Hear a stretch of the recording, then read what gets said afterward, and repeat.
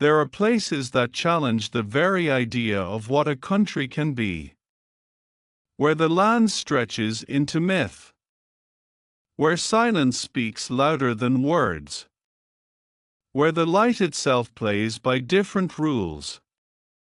Norway is one of those places. A nation carved by glacier, ruled by the sea, and shaped by the fierce independence of its people.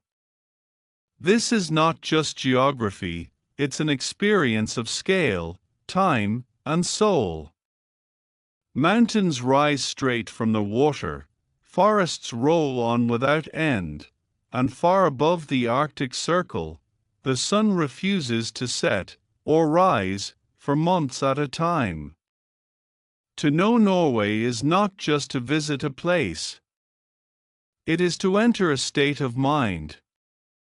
The country sits like a spine along the western edge of Scandinavia, its coastline unraveling into thousands of fjords, islands, and peninsulars. To the east, it borders Sweden, Finland, and Russia, but much of what defines Norway lies to the west, where the land meets the Atlantic in a dramatic conversation of stone and sea. This is one of the most rugged coastlines on Earth, longer than the equator if stretched straight. Yet within its drama, there is deep stillness. A balance between the wild and the calm. And for those who live here, this geography isn't a barrier. It's a way of life. In the south, the terrain is gentler, rolling hills, farms, forests, and lakes.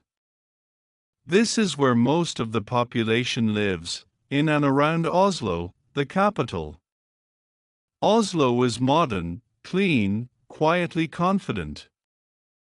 A city wrapped in forest and water, where the rhythm of urban life never forgets the pull of nature. And this is something deeply Norwegian, the seamless merging of the built and the wild.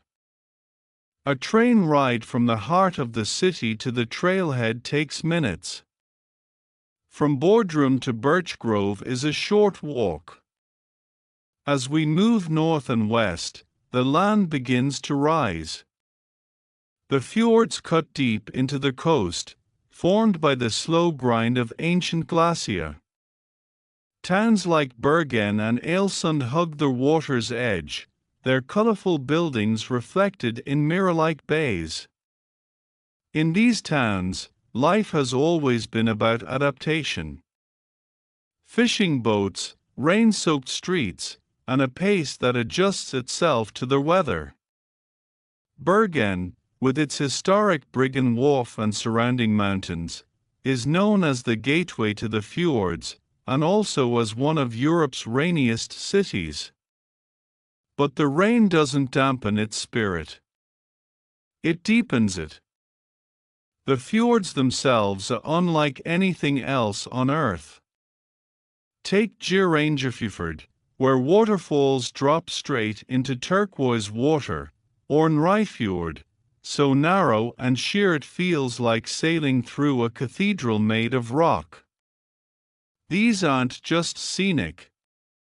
They are sacred. Recognized by UNESCO not just for their beauty, but for their harmony, nature undisturbed, preserved, alive. And above these fjords, perched high on cliffs, you'll find the old farms, the hiking trails, the goat paths that have existed for centuries. Then, there are the mountains. The Jotunheimen Range, translated as Home of the Giants, offers some of the highest peaks in Northern Europe. Sharp ridgelines, glacial lakes, and endless hiking routes define this central spine of Norway. It's a landscape that commands respect. The kind where weather changes in minutes, and the scale of nature reminds you just how small we truly are. Further north still, we cross the Arctic Circle. Here, the seasons flip into extremes. The midnight sun shines for weeks in summer, and in winter, the polar night brings deep, silent darkness. But darkness isn't emptiness. It's a season of stars, of firelight, of introspection.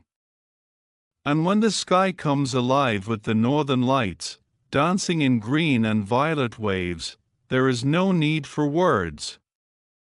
It is wonder, pure and unscripted. This is the region of Troms, often called the gateway to the Arctic. A university town, a hub of science and adventure, and a place where people have learned to not only endure the cold, but to thrive in it.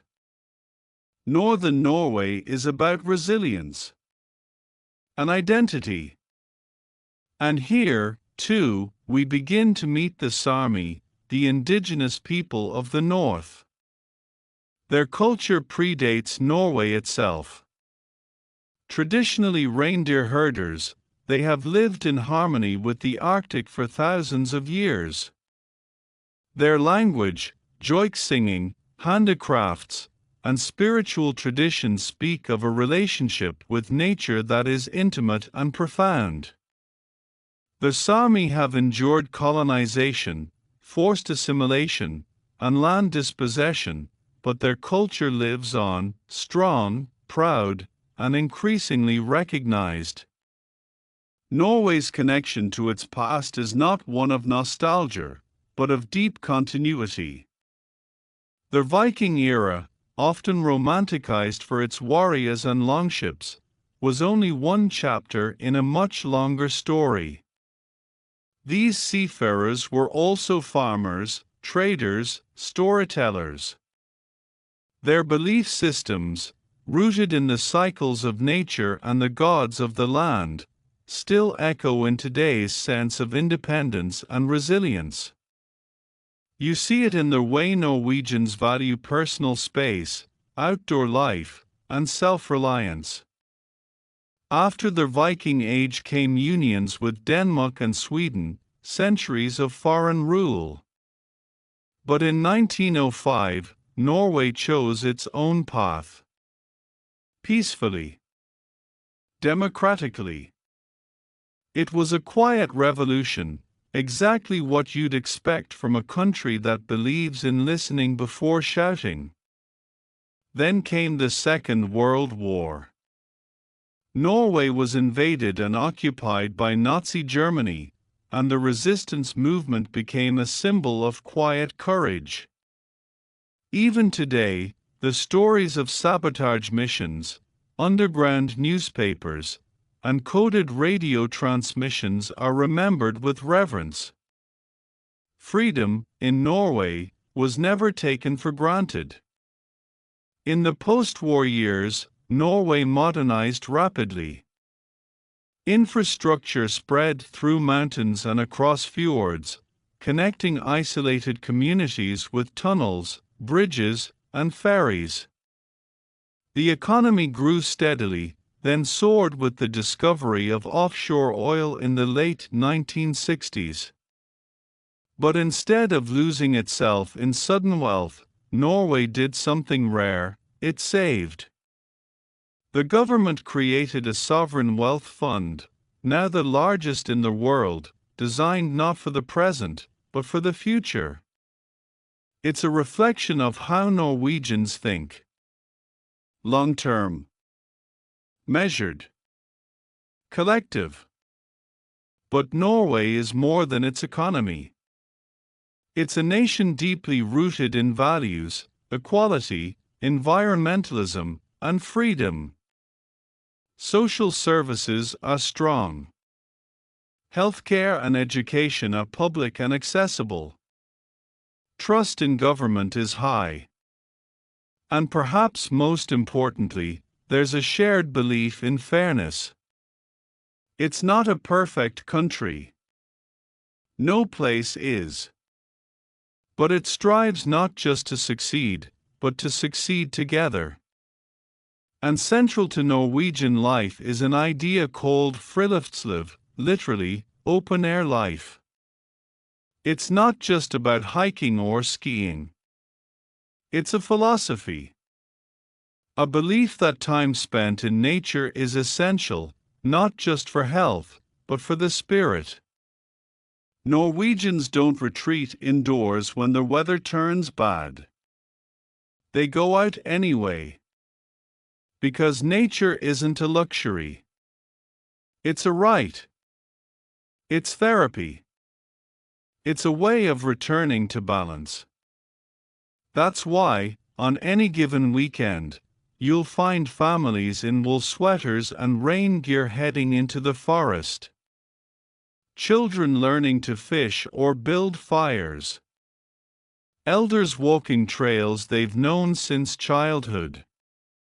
There's a humility in this relationship with nature. A respect. And a joy. In winter, the skis come out. Not just for sport, but for commuting, for community.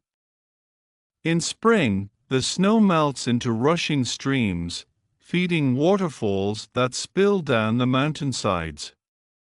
Summer brings midnight light, cabin life, and outdoor meals under a sky that never goes dark. Autumn paints the hills in gold and rust, and the cycle begins again. Seasons here aren't backdrops. They are characters. They shape identity, behavior, even language. In the north, there are words for types of snow, shades of cold, the particular silence of a frozen morning. And Norwegians don't just endure the seasons. They celebrate them. As we close part one of this journey, we leave behind the south and central heartlands and turn toward the more remote, mysterious regions of the far north and Arctic edge. We'll travel into Svalbard, one of the last true frontiers, explore Norway's role in global climate science, art, and diplomacy, and witness how a nation built on solitude is now quietly shaping the future of the world.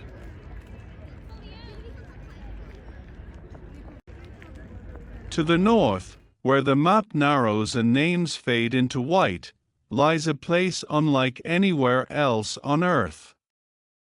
Svalbard. A Norwegian archipelago in the Arctic Ocean, closer to the North Pole than to Oslo.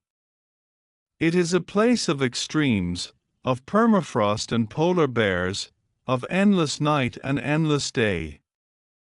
And yet, it's also a place of community, of research, of resilience. Longyearbyen, the northernmost town on the planet with a permanent civilian population, sits quietly beneath snow-covered peaks.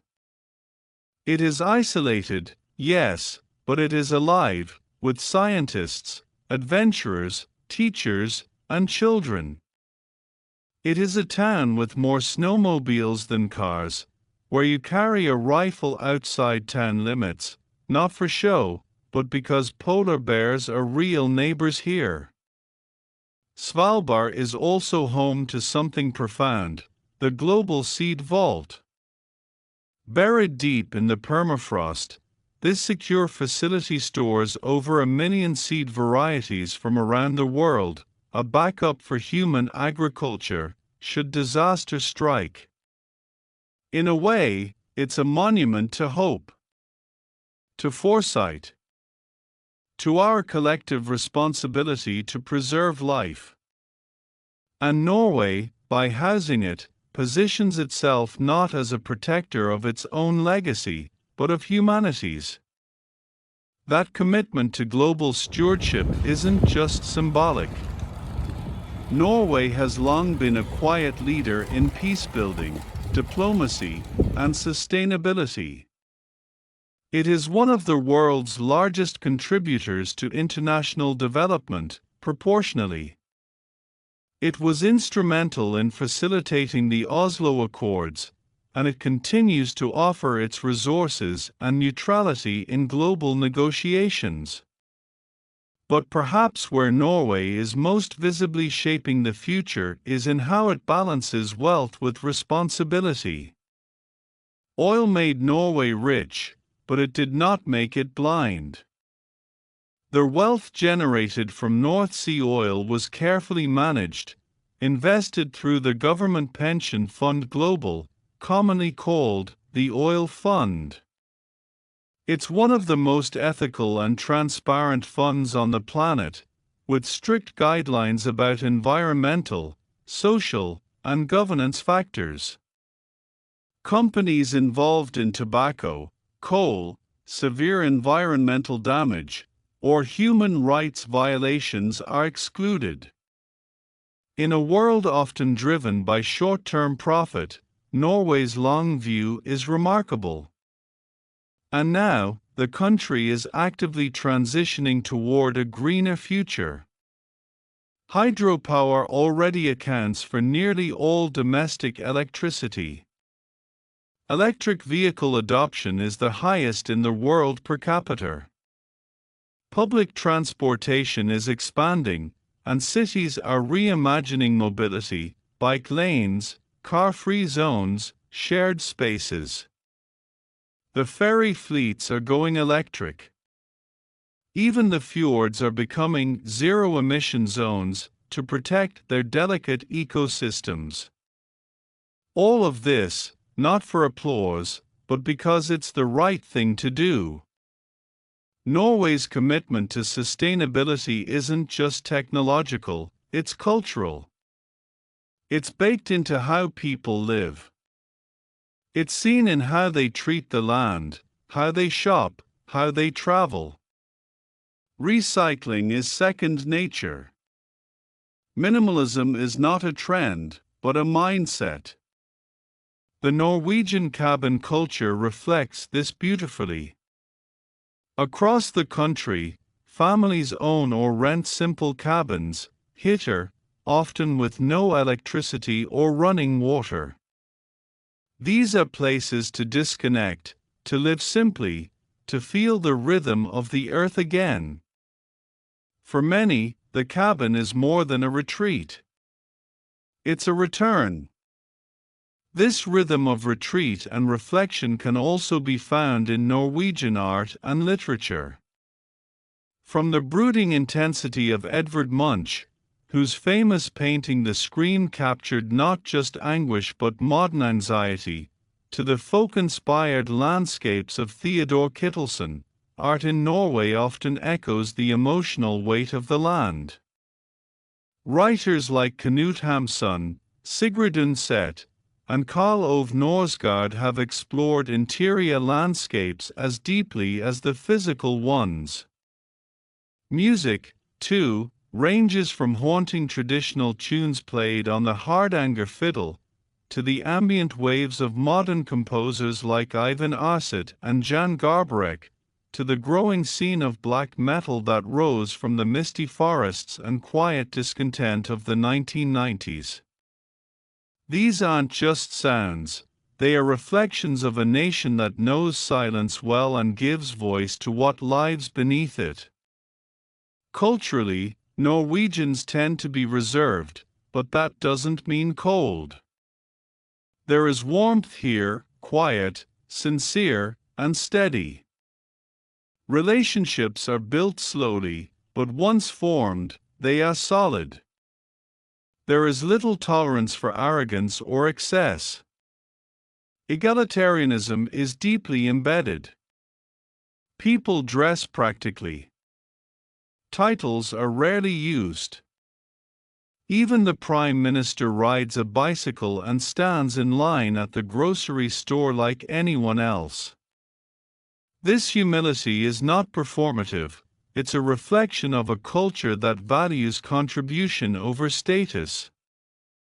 This sense of modesty is part of what's called janteloven, the law of Janti. It's not an actual law, but a social code that discourages standing out, boasting, or thinking oneself better than others. While sometimes critiqued as limiting, it also creates a society where cooperation and modesty flourish. Where success isn't measured by what you own, but by how well you live, and how well others can, too.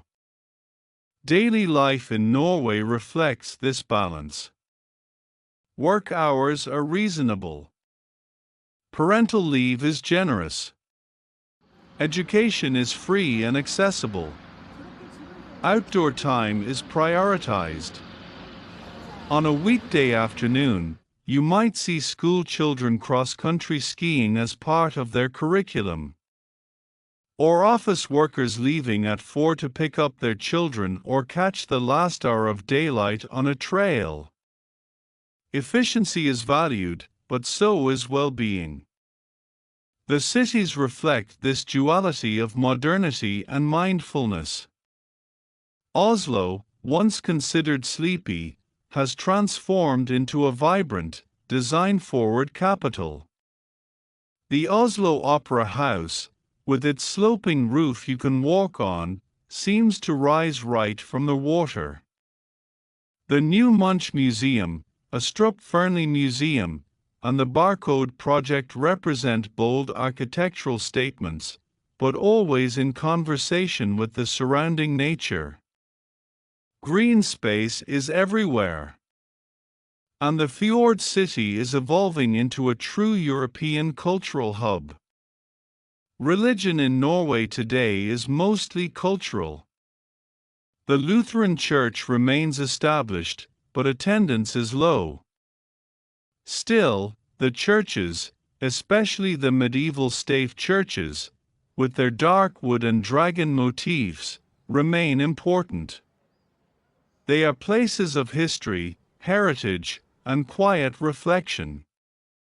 Spirituality here is often found in nature, in solitude, in the stillness of a snowy morning or the power of a storm rolling in off the sea. There is also a growing diversity in Norway. Immigration has increased over the past few decades, bringing new voices, flavors, and traditions to the Norwegian story. While integration has had its challenges, as it does everywhere, there is an ongoing national conversation about identity, inclusion, and belonging.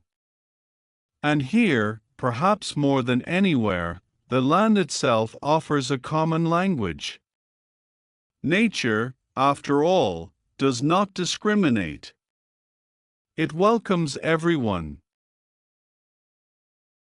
If you spend enough time in Norway, not just visiting, but listening, you start to notice something underneath the surface.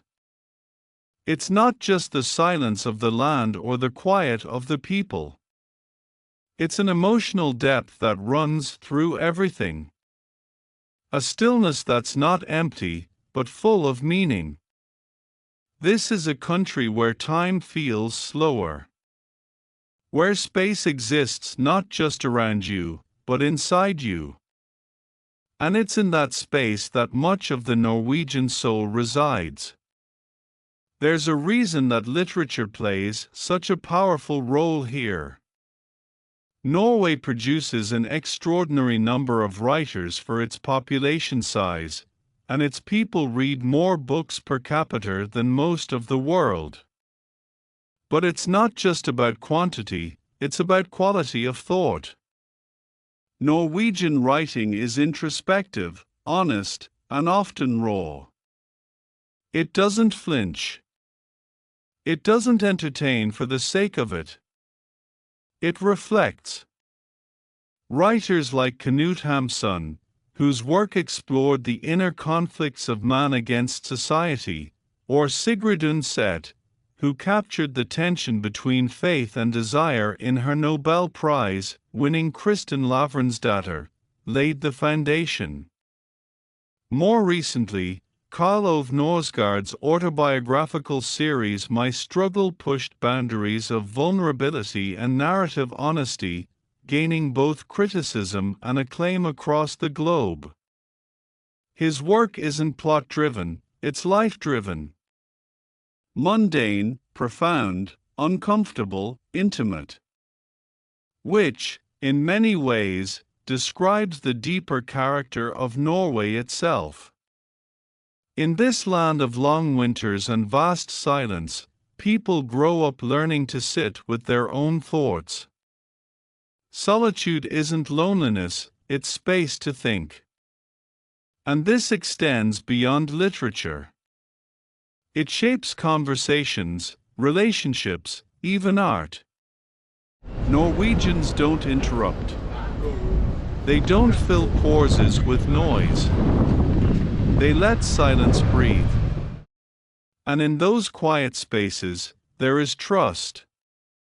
It's this trust, between people, between the individual and the state, between the self and the world, that underpins so much of Norwegian society.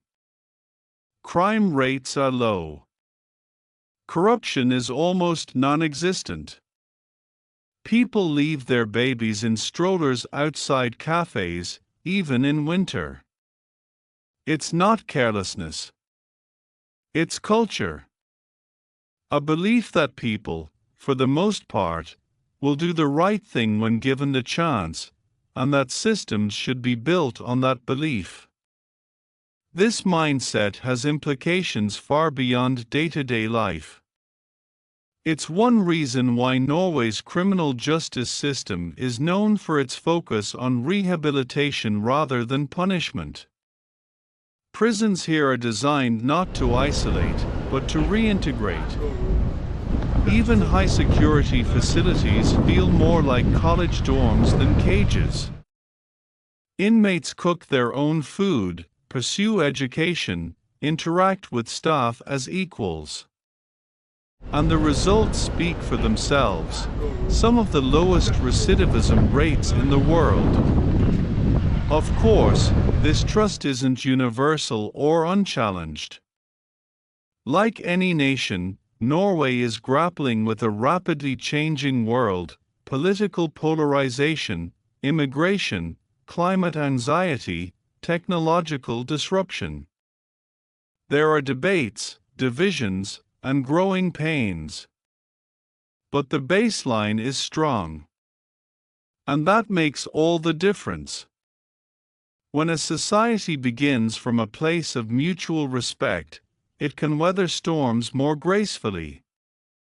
Weathering storms is something Norwegians know well. The natural environment here doesn't coddle. It challenges. It teaches. And it shapes perspective. When you've lived through months of darkness, you appreciate the return of light with a kind of reverence. When you've stood on a cliff in the wind, with no shelter but your own will, you understand humility. This is a culture forged not in comfort, but in coexistence with the elements. It's why the outdoors isn't treated as a weekend activity, but as a foundation of mental health, education, and identity. Children are taught allemannsretten, the everyman's right, a legal principle granting access to nature regardless of land ownership. You can hike, camp, and wander almost anywhere, so long as you respect the land and leave it as you found it. This simple concept builds a sense of belonging that transcends property lines. The land is for everyone. And in turn, everyone cares for it. This attitude extends into how Norwegians view their role in the world. There is a deep national pride here, but it's quiet. Not showy. It comes not from conquest or competition, but from contribution. Norway doesn't seek to lead with force. It leads by example, whether that's through diplomacy, environmental policy, or humanitarian aid.